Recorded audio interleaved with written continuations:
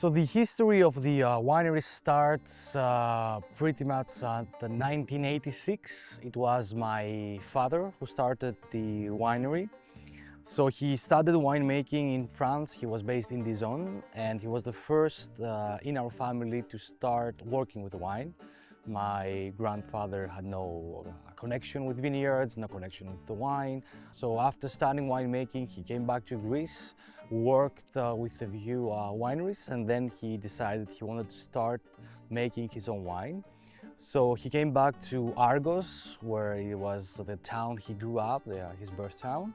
And by small batches of wine, he started making wine in barrels in the garage of my grandfather, and selling that and renting a small space, and then again renting a winery, and then building the winery where we are located right now, in the zone, the appellation of Nemea, just outside of the city of Argos. The winery was built back in 2004, and everything is done right now in our facilities, and we own a second winery in the appellation of Mantinia.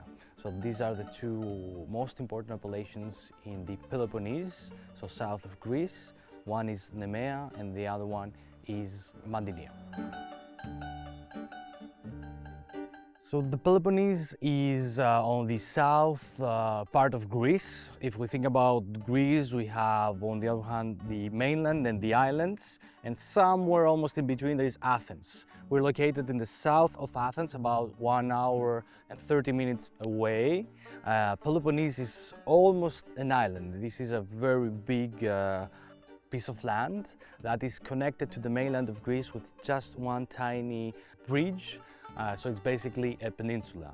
Peloponnese is a very, very intriguing place to grow grapes. Since the antiquity and mythology, people have been referring to Peloponnese as the birthplace of the grapes, as described in some books.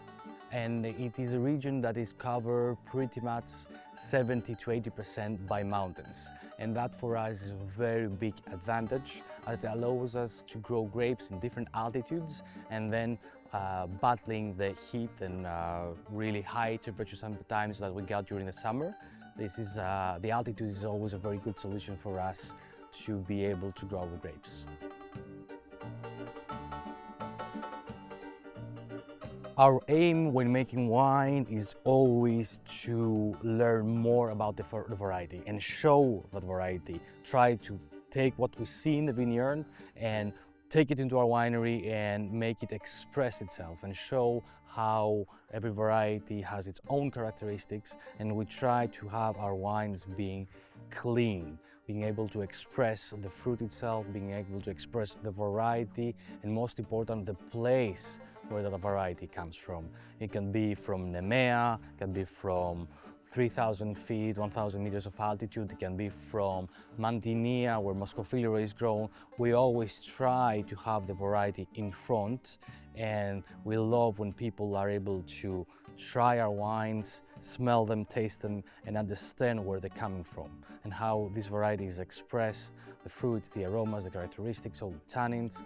That is our philosophy, to kind of let the grape express the soil, the place where it's coming from, while at the same time having the variety in front.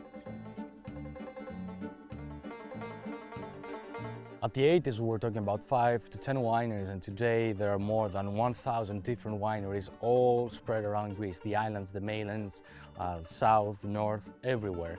And that shows how much the production of wine has grown, how many people are more and more involved into making wine and really trying to tap into the Greek indigenous varieties more and more, to less known varieties, to more known varieties.